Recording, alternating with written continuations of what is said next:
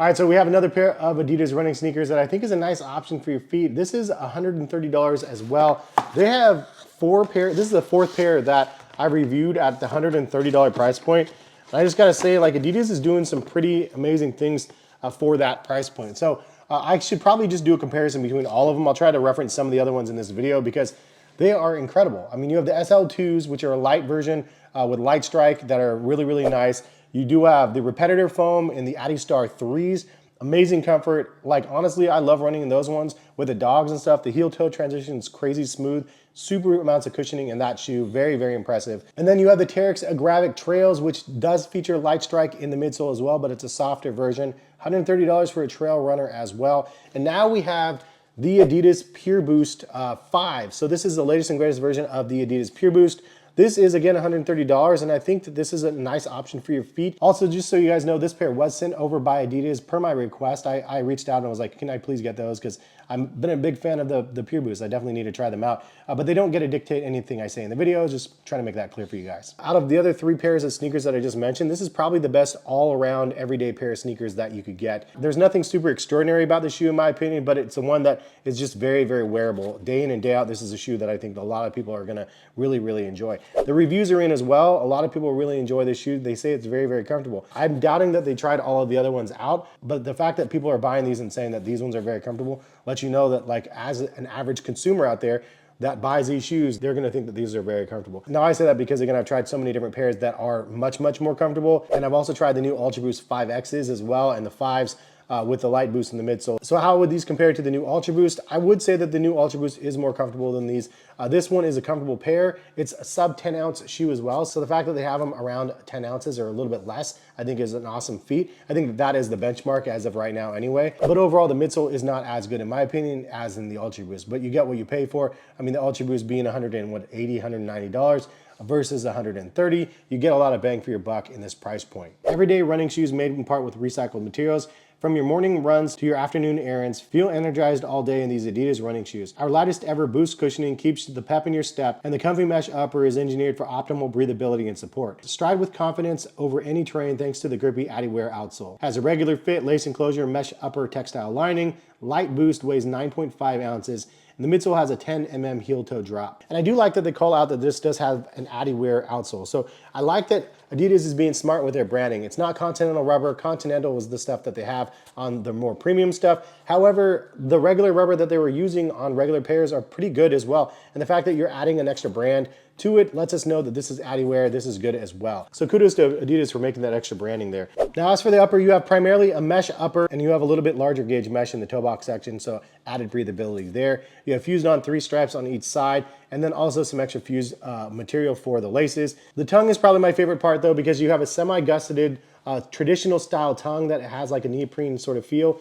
It's very soft. Honestly, this is just like the perfect setup for me. I absolutely love when companies just give this option, and I wish the Ultra Boost would give us this option as well as maybe make the other version with the fixed tongue. But I like that you have a semi-gusseted tongue here. You have some heel cushioning as well, some little pods back here, and then a little pull tab. And then you do have also a very similar looking cage on the back. This one does say PureBOOST instead of the Ultra Boost. So I've actually been a long-term fan of the Adidas PureBOOST. And if you didn't know, the PureBOOST actually came out before the Adidas Ultra Boost. I have a pair brand new in box still from the very, very first run of those things. I absolutely love those things, man. That was the very first pair that I tried on that really changed the landscape for comfort and footwear with that original Adidas Boost formula that they had there.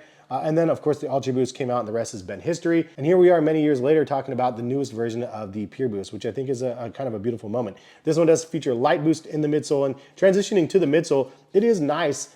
It's just many years later with a newer version of the Boost technology that's not as soft and squishy as other stuff on the market. So if you're looking for that crazy comfort, this is not going to be a shoe that's going to be offering that. If you're looking for a pair that's just overall very comfortable, then yeah, I think this is going to do it. But if you want max cushion, if you want like crazy squishy feel, this is not the shoe that is going to be delivering that. From Adidas, the Adistar 3 is the one that I would say is probably the one. As of right now, that's the one that I'm going to on a regular basis because it's super comfortable, man. That squish in the midsole on that one is insane. The heel toe transition when I'm running with the dogs, it's amazing. It's really, really good. That being said though, the light boost is still really good on here. It is felt in the heel a bit. I would say it lacks in the forefoot quite a bit. That's one thing I wish that they would add a little bit more boost in the forefoot, just making that overall heel toe transition a little bit more soft. However, I do think that this formula and this makeup is better for just an overall general public. If you try to make something that's a little bit too tailored to somebody that says, hey, more cushion here, you put too much cushion, and then people go, that's too much cushion, I can't wear that every day now.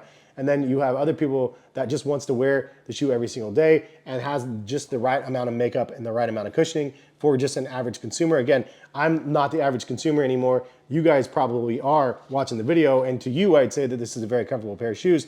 However, I'd say if you're wanting something even more soft and squishy, there are other options out there. Again, I mentioned the Adiwear on the bottom. Now the center section right here is just Boost material. You don't have the torsion system in here like you do on the Ultra Boost or the new LEP system on the newer Ultra Boost. You don't have any of that where it gives you a little bit of a push off. I kind of like it when you don't have all the extra loaded tech. I just like the foam underfoot for casual. I think it's a better option, and I think that this one delivers kind of nice. Also, you do have some extra fused on material around the toe section. For those wondering, there is like a little extra added reinforcement there. So hopefully that adds a little bit of durability to the upper as well. Is it bouncy? I mean, look at the boost. It's a bouncy boost. I mean, overall, I'd say that this stuff is still very, very good. I think that for the price point, $130, you're definitely getting something that is comfortable. An all-around everyday pair of sneakers, this one is gonna be a very good option. Now, after trying many, many different pairs of Adidas and other brands as well, my recommendations, my thoughts, I would say that this is the best overall pair of sneakers you can get from Adidas for $130. If you want something a little bit lighter, something a little bit more breathable, get the SL2s. Those are incredible. Also, if you want something for trail, get the Agravic Trail 3s. Those are incredible for trail. If you want something with more cushioning, get the Adistar 3s. And if you want like the big brother of this, then obviously go with the Ultra Boost 5X. If you guys are interested in buying any of those shoes that I just mentioned, I will link all of them in the description of the video. Feel free to check out my channel though and see the other reviews on some of those other products. Much appreciated when you guys do that. Anyways, that's all we have for the video. Thank you guys for stopping by and watching. If you guys want to see more of a comparison with other shoes or other shoes in general that you guys want to see a review on, leave a comment, let me know which ones. But have a good one though. Thank you guys for stopping by and watching. Hopefully I'll see you back on the channel for some more content soon. Peace guys.